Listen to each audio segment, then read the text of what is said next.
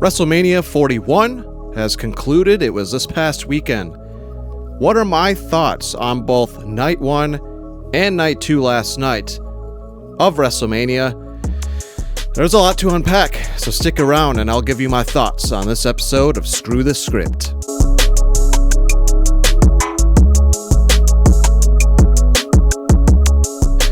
Much like I was kind of worried about just with the presence over the last couple of years, and especially this year, building up to WrestleMania, the amount of celebrity showcasing, the amount of promo packages that we have all seen, either on social media, on Raw or SmackDown, countless times already, mixed with the promos that were for WrestleMania, the grand spectacle. I was expecting this. I'll give it a pass, even though I'm not a huge fan because it was WrestleMania, but it took 20 minutes into the show before we finally had our first contest in a very, very overbooked, in my opinion, very overbooked WrestleMania card. I mean, I would say there was probably 4 matches between Night 1 and Night 2 that did not need to happen at WrestleMania. They just did not have that WrestleMania feel. They didn't have the WrestleMania showing between the competitors in the ring. We'll get to that later. But first, let's just... I really just feel like I am taking the good, the bad, and the ugly, that movie, famous movie, Western, into a wrestling recap of WrestleMania. Because there's some good, but then there was bad, and then there was some ugly. And that honestly just kind of sums it up in one sentence how I feel about WrestleMania, but obviously I'm going to dive into it further, starting with what I think, at least, recency bias. I slept on it for 2 nights now because this was Saturday night, and now I am recording this Monday right after work, and here's the thing. Recency bias aside, I think, for one, I have 2 problems with the first match. One, Gunther and Jey Uso opening WrestleMania. I've never, now this isn't a knock against them specifically, this is just in general, and this is across all promotions, okay? Not WWE. Also, AEW has done this. I've seen TNA do this, etc. I do not like when, especially if it's your biggest show of the year, why are you opening with one of your biggest titles?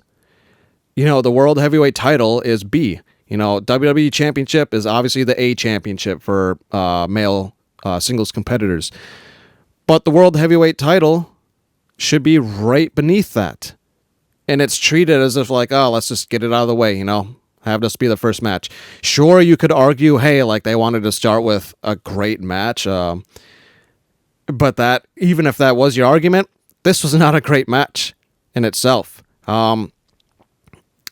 Jey Uso had a ridiculous entrance, which I was expecting.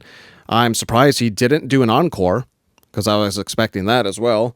He didn't do an encore, so there's that. But that's about the only positive from this match. I mean, everybody's talking about that ending. It was one of the worst endings to an opener in WrestleMania history. Recency bias aside, you had a guy who was such a damn dominant IC champ for what, like 2 years he had that belt before he finally dropped it? He had the World Heavyweight belt for, I think, about a year, or very close. And he just gets chumped out by Jey Uso, who Gunther had to carry the damn match. Jey Uso did not look that good. He very much proved a lot of people right, that he is just a fucking entrance. He really is. I mean, you could have the biggest bias towards Jey Uso and realize, you know what? That was a stinker of a championship opening match.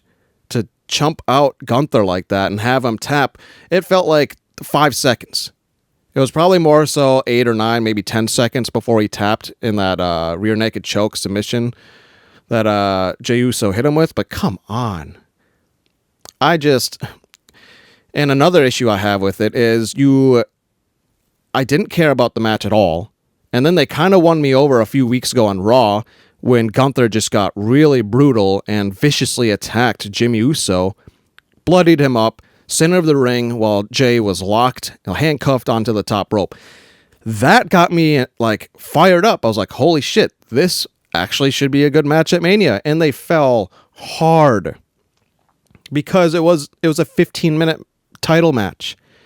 It's WrestleMania, and your World Heavyweight title match lasted 15 minutes. It was shorter than the first 20 minutes I was wasted with, spectacle stats and then entrance between the two. It was not a good opening match.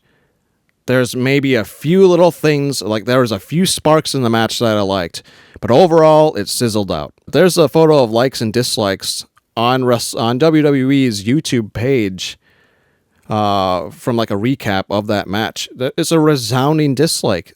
2/3 of the people are pissed off of how it ended and the fact that Jey Uso just like unceremoniously won. Like it just felt so flat and anticlimactic, that opening match. And next we'll move on to the tag match. I think the reason why I didn't like this tag team match wasn't the match itself. It was just the fact that I truly think that they put the wrong tag team title match on WrestleMania's card. I really think the SmackDown tag titles in the TLC match, instead of being on SmackDown coming up here, that should have had the WrestleMania spotlight, not this tag match. This tag match just felt like a Raw tag match. It really did. I mean, it wasn't a bad match, but it wasn't WrestleMania quality tag team match. It wasn't. Another match that ended in less than 20 minutes. I think this had, I was looking at run times, and this had a runtime right around the same runtime as the first match. And by the time this match was over, we were almost an hour into WrestleMania before the third match started. So right away, WWE proves yet again that they just feel like the fucking Oscars of pro wrestling. There is way too much fluff. There is way too much celebrity spotlight, showing 5 or 6 celebrities in the crowd after every 2 matches. Way too many ads. All the ad breaks just did not make it feel like WrestleMania. It's one like huge hinder that I think WWE has, considering they're on Peacock right now. I don't like ad breaks at all, especially for WrestleMania. It's fine for weekly content, Raw, SmackDown, NXT, but it's WrestleMania. We don't need commercials. I don't want commercials at WrestleMania. I mean, before I get any further, I'm just going to say right now, this was probably one of the worst halves of WrestleMania in history. Night 1 was a fucking snooze fest. Night 1 was like Booker T here, falling asleep at the Hall of Fame because it ran way too fucking late on Friday night. I mean, I don't blame him. Then we go on to the first women's match. Jade Cargill, Naomi, not much to talk here. Another match that just didn't have the Mania feel to it, although I will say, up until this point in Night 1, this was probably my favorite match. Again, the opening match fell flat for me. The second match just very much felt like the wrong tag match happened at WrestleMania. This was the first match where I didn't have like a huge complaint afterwards. It was just a match, Jade picks up the win, which is good. But just with Naomi, I don't know what they're doing with her. I really don't now at this point, now that she just lost to Jade. But you have to give the win to Jade. You have to build her as your next megastar. Like why you signed her over a year ago and she's been gone for so long, just training backstage, because she was so green when she left AEW. And she's slightly improved, but overall it just was, another match that could have happened on Raw or SmackDown. LA Knight. This was, until the main event, this was my favorite match on the card. This is where it finally felt like, okay, now they're finally steaming. This is finally starting to feel like WrestleMania, but still another quick match. But it was still the best match of the night. That BFT counter was solid. That was a spot of the match. And then you have Fatu win the title, so they're starting to finally push him. The only highlight to really talk about between Rey Fenix and Grande Americano was that reverse 450 that Grande Americano hit. That was really cool. Outside of that, just another whatever match. I mean, this match also fell flat on the Mania card because Rey Mysterio got hurt days before WrestleMania. He had to be replaced by Rey Fenix. And it's just a tough situation because then you go into this match, there's no build between these two guys. They just threw in just any other luchador to cover for Rey, and that's not enough, in my opinion, for WrestleMania purposes anyway. Sure, it would have been enough for like a smaller pay-per-view, or PLE, I should say, or even if it was just a match on Raw. Sure, okay. But this is WrestleMania. This could have been a match that, hey, Rey got hurt. I guess just take it off WrestleMania. Replace this with the SmackDown tag titles. That was more deserving than this. This was just a glorified, a glorified gimmick match that got me a few cheap laughs. Saw one really cool move, a 450 splash. Grande Americano picks up the win. And that's another point is I don't like that you get the Lucha Bros and neither of them won at WrestleMania. Their spotlight at WrestleMania wasn't that good. We'll get to the Fatal 4-Way later on in this review video with Penta, but Rey Fenix has his first match at WrestleMania, just last second, hey, I guess here's your Mania moment, and then you lose. And I get that there's a bigger picture to this, that, hey, this is probably going to accumulate to an ending at the partnership event that they have now at AAA. As we saw, WWE, I don't know if they purchased AAA, if they're just partnering with AAA. I'm not entirely sure. But it's probably going to end somewhere around there in the next month or so, or whenever that show is. But still, you're one of your top free agent signings of the year on the grandest stage of them all for WWE, and you have him just lose. And I personally don't agree with that. Going to really quickly cover the Charlotte Flair and Tiffany Stratton match because, again, I really don't... This was probably the ugliest women's match on the card. This was worse than the tag match that happened night 2. This was worse than the triple threat that happened night 2. This was honestly worse than the Jade Cargill match. It was slow. It was boring. The two looked really stiff in the ring. They didn't work very well together in the ring. They didn't have much ring synergy. They looked too much alike. I couldn't fucking tell a difference between the two of them. I've dropped a lot of F-bombs. I just realized it's probably my 4th one of the video. I need to calm myself, but I'm just emotional, this meant a lot to me. I mean, it's WrestleMania 41. In my lifetime, I've watched almost 2/3 of all of them, and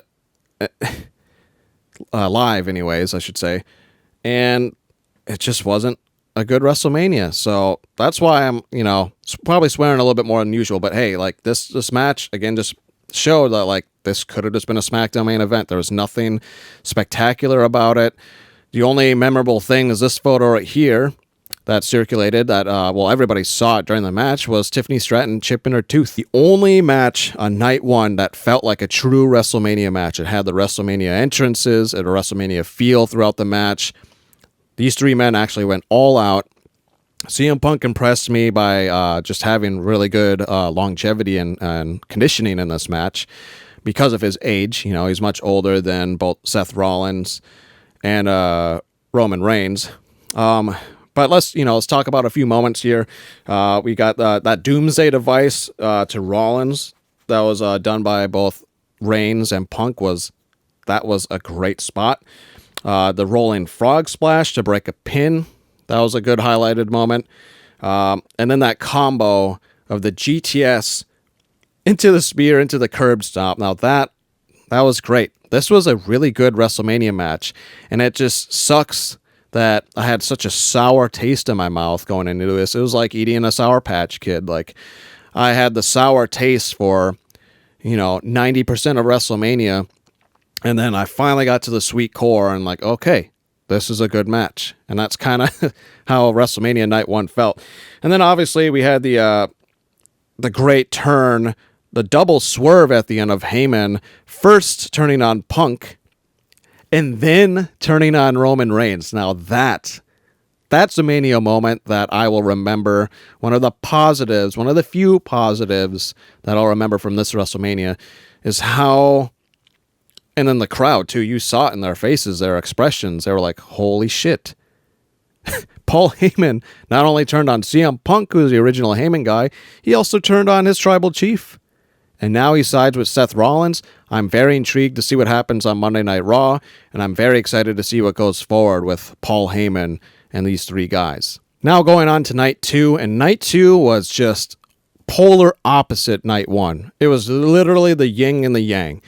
You know, like night 1, for the most part, was a huge L. I mean, night 1, I'd give an overall grade of like a C-, and that's probably being generous because to me it was basically near a fail of a night until that main event in night 1, and then it kind of saved it to maybe high D+, low C- sort of grade level. Night 2 had the much better opening match, and honestly, this was probably, I'd say, second favorite match of all of WrestleMania. Yeah. They very much impressed me because I've expressed in previous videos I was not enthused about this match at all. I didn't really care.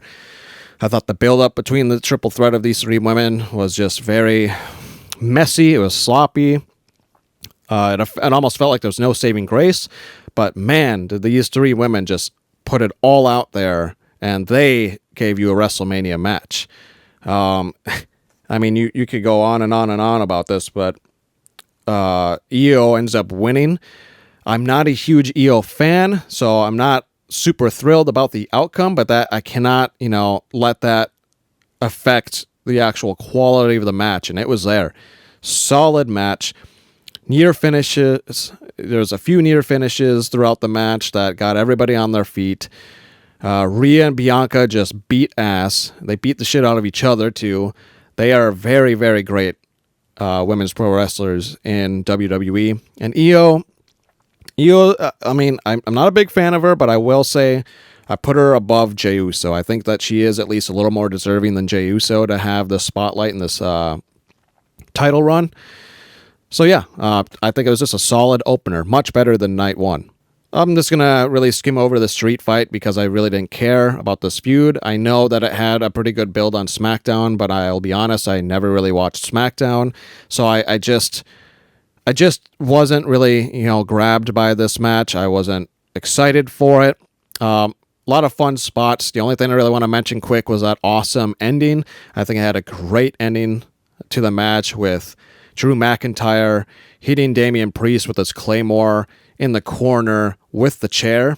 That's a great way to finish a street fight. The Fatal 4-Way was a lot of fun. Entrances were great. Braun Breaker looked like a fucking stud, a star. He is so good. And we see the surprise, a really good surprise, a WrestleMania surprise that I think had a positive reaction, much more than the snooze fest that Jay got in night 1 opener. We saw Dominic Mysterio win the IC title. The men's IC title goes to Dominic Mysterio after a very competitive Fatal 4-Way match.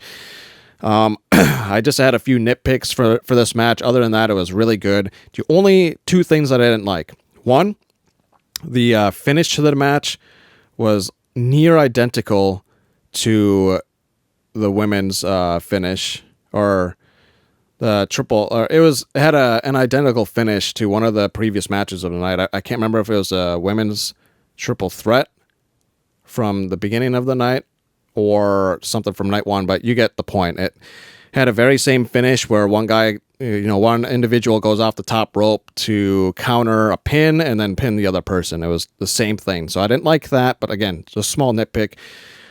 And then the other small nitpick is I don't like, they didn't showcase Penta any differently than on Raw. I've been clamoring for weeks now that, Penta needs to be utilized better. He is not fully utilized to his potential. He can show so much more than what he's been showing so far on Raw. And I was like, okay, it's WrestleMania. Here you go. Give your newest luchador, your high-profile luchador brothers their glory moments, and neither of them had it. Penta was, other than the early points of the match where he hit his usual 4 or 5 moves that he's been doing every episode of Raw, he was kind of non-existent in the match. It was all Braun Breaker and Dominic Mysterio doing some, dirty Dom heelish moves. And then he had Finn Balor here and there sprinkled in.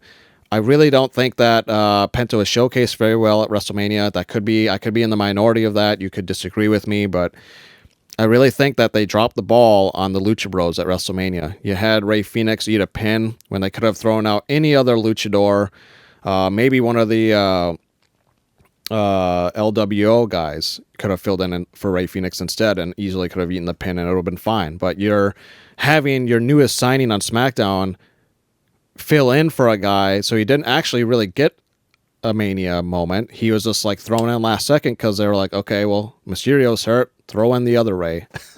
But putting those things aside, this was a very fun Fatal 4-Way match. Now on to back-to-back matches that weren't good for WrestleMania Night 2, at least in my mind.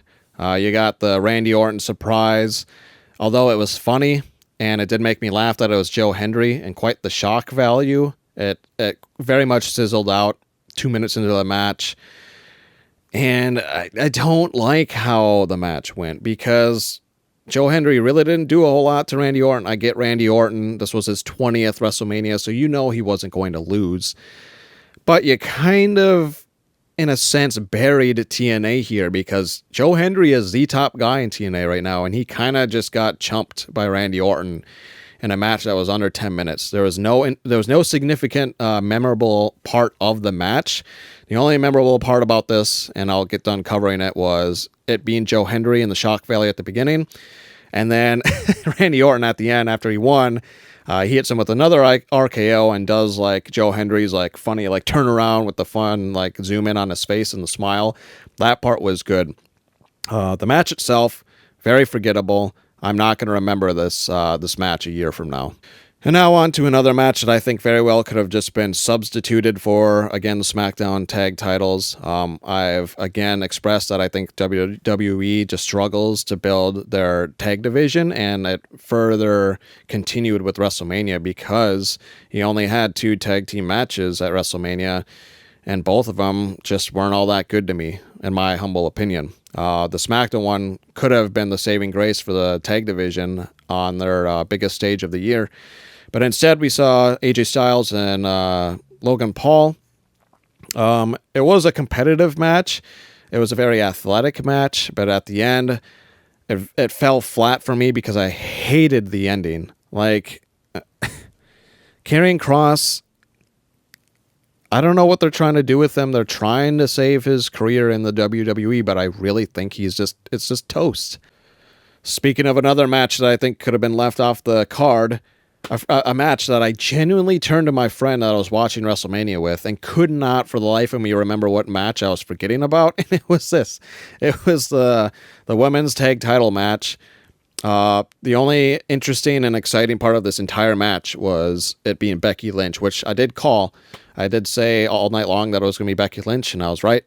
But that was the only highlight of the match. Real quick before we get to the main event, the Stone Cold Steve Austin attendance announcement was a huge fucking flop. Oh, hey, there's like the 5th or 6th F-bomb. I gotta slow it down. He comes out. I think he was drunk. He came out and straight up, like, here's the photo right there. He straight up hit the barricade there. I'm surprised that Tron along the barricade didn't break, and completely startled those fans right there. I mean, I wouldn't be surprised if one of the fans in the front row right in front of him probably shit themselves when that happened. Not a good look on Stone Cold. I think he broke it too, because usually, if I remember right anyways, when he comes in on his ATV, he leaves on his ATV. I could be wrong. He didn't leave on his ATV. I think that tire, something happened to the ATV, because I remember when he got off of it, he probably said, "Oh, sorry, like didn't mean to do that," to the fans. And then he kind of like looked at that the front right side tire and maybe realized like, "Oh man, it's that thing is not going to move." I could be wrong. Maybe he just decided not to, but after he announced the attendance, he walked off up the stage. Now on to the main event. Like I said earlier in the video, this was much like night 1, but reverse, where a lot of the matches leading up to night 2's main event were actually pretty good. But this main event, and Might be polarizing here when I say this. This main event was one of the worst WrestleMania main events in recent history. Not the worst, and it's not bad enough to call it WrestleMania 9 level bad, but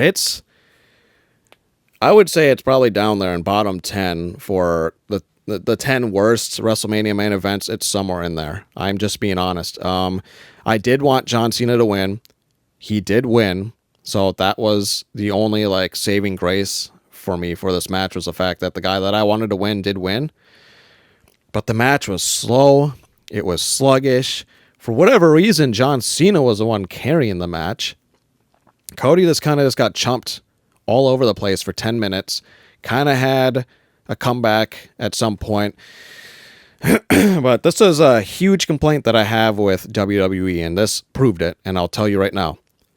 They do too much promos, too much in-ring talking, and there's so little wrestling in today's WWE that they look gassed after 5-10 minutes, these two guys. This is supposed to be your main title match. This is your big Mania go home, big Mania match to send the fans home happy, or at least enjoyed the match. And I don't see how people enjoyed this match. And you see it all over. There's a photo here. I'll show another one in a second. Like, people are complaining and saying that this is one of the worst Mania finishes ever. Here's another photo. And I could go on, but I'm only going to show two. But you can do your search, on Reddit, on Facebook pages, on Instagram. There are so many comments when you look through stuff like that are tied to photos and posts about this match. And there's a lot of people that do not like this match. Travis Scott getting involved at the end was one of the dumbest decisions you could do. What are you doing, Triple H? That was a Vince McMahon move. I'm sorry, but that was the shit that Vince McMahon did, and you just pulled the most Vince move of your career as a guy who's now the head of WWE. I mean, you win a title to save face and to make it talked about. Otherwise, the match quality itself was lackluster, boring, and overrated, honestly. Like, if Cody would have retained, this would have been even worse, honestly, because then it would have been like, okay, well, Cody retained. Kind of a bad match. The shock factor at the end of John Cena winning was the only thing that really made this match kind of enjoyable. For example, like Uso, Cena, the four-way main event was like watching like two button mashers playing Smash Bros or some video game, and they're just spamming their finisher over and over and over and over and over. And that's all we saw in the main event. Did we see even 5 moves that weren't each other's signatures and finishers? We saw the attitude adjustment like 4 times. We saw like 2 or 3 Cody cutters. We saw 1 crossroads. We saw John Cena do his shoulder tackle a few times and the 5 knuckle shuffle. Like, what else was there? Nothing. These are your top guys, and they are trash. Trash wrestlers. I'm sorry, but we know that Cody Rhodes in previous years prior to making his WWE return is more capable of that, and that's how you wanted to close out WrestleMania? Oh yeah, go out there and have a fucking 20-minute snooze fest hitting each other's finishers and signatures and have all these near falls, and yeah, that'll be good enough. That'll be good enough. It was so bad you saw the crowd turn on Cody. He came out to boos. And rightfully so. Because he had so many flops in the match. I mean, he had that Cody cutter that looked awful. He missed on his disaster kick. He barely scratched Cena. He just looked off. He did. And not even that, like, putting the match aside, I think he was one of the most boring champions in recent history. There was nothing significant of Cody Rhodes' title run, in my opinion. The only thing that people are going to remember Cody Rhodes' title run is the way he got it and the way he lost it. Nothing in between is going to be remembered. Nothing. I asked somebody last night and they couldn't say anything. They just sat there and couldn't say, well, there was this, there was that. No. And that kind of proves my point. There was nothing in between him beating Roman Reigns last year and The Rock in his corner, and Reigns' corner, and then him losing it this year to Cena. Nothing. That was your world champ, your WWE champ, losing to a near 50-year-old has-been part-timer, movie star that comes in, and I get it's part of the storyline. Yes, he is the heel. He said he wanted to ruin wrestling in this match and beat Cody Rhodes by not wrestling. But if that was part of the reason why they made the match the way they did it, that's a huge fail. It was awful. Again, like this is definitely a bottom 10 WrestleMania main event. This is levels bad, where to throw a comparison with another company, AEW years ago, I think it was like 4 years ago, when they had that exploding barbed wire death match. That whole pay-per-view leading up to that match was solid. There wasn't a bad match in my mind until that huge dud of a main event. This was that. On the grandest stage of all, you had one of the worst WrestleMania main events ever. One more thing I just wanted to mention that I'll show right up here. I'm going to read it off my laptop because it's a little bit longer. Shout out to this person on X or Twitter, whatever you want to call it, for posting this, because he very much captures exactly how many fans, including myself, feel from that main event. Right up here, and I'll read it. It says, "The irony, WrestleMania 9 has gotten press lately because it was the last time Mania was in Vegas before WrestleMania 41. It had an all-time worst ending with Hulk Hogan beating Yokozuna. Over 30 years later, back in Vegas, another all-time worst ending with Travis Scott." And then the person like beneath it, like also stating facts, like we all feel it. "Those who fail to learn from the past are doomed to repeat it. It was a bad WrestleMania overall. Honestly, the fact the crowd was cheering for Cena and booing Cody, WTF can you do at that point? The Rock inserting himself made things 10 times worse earlier on a few months ago." Yes, it did. And there's so many other examples of things you can find online that support this. Like, this isn't like a bias. This isn't like a minority viewpoint. I would say even majority of WWE diehard fans can say overall, aside from a few matches, 3 matches were good. The rest of the card was a dud. A lot of the matches just didn't have that WrestleMania feel. And then you bookended WrestleMania with one of the worst openers from night 1. It was the very first match, so that is the opener, not night 2's opener. That is technically middle of the card. So you bookended a fucking great sandwich. It's like, here's an analogy. It's like making the best fucking burger ever. Perfectly charred on the edge, crispy, whatever your preference is in the middle, medium well, or rare, whatever. Great cheese, great amount of toppings. But then you take 2 soggy ass buns and put it together and serve it on a plate for the fans. And you're like, hey, here's your WrestleMania burger. I ain't eating that shit. And that's what this WrestleMania was. Awful opener, awful ending match. All the stuff in between, some of it was good, some of it was okay, some of it should not have been at WrestleMania. Sitting right now, this was probably the worst WrestleMania in the last 10 years. That's just how I feel. This was a long video. This was Maverick with Screw the Script. I thank you if you've gotten this far listening to me rant about my feelings about WrestleMania. You may share a lot of it. You may not share a lot of it. Maybe a mix of both.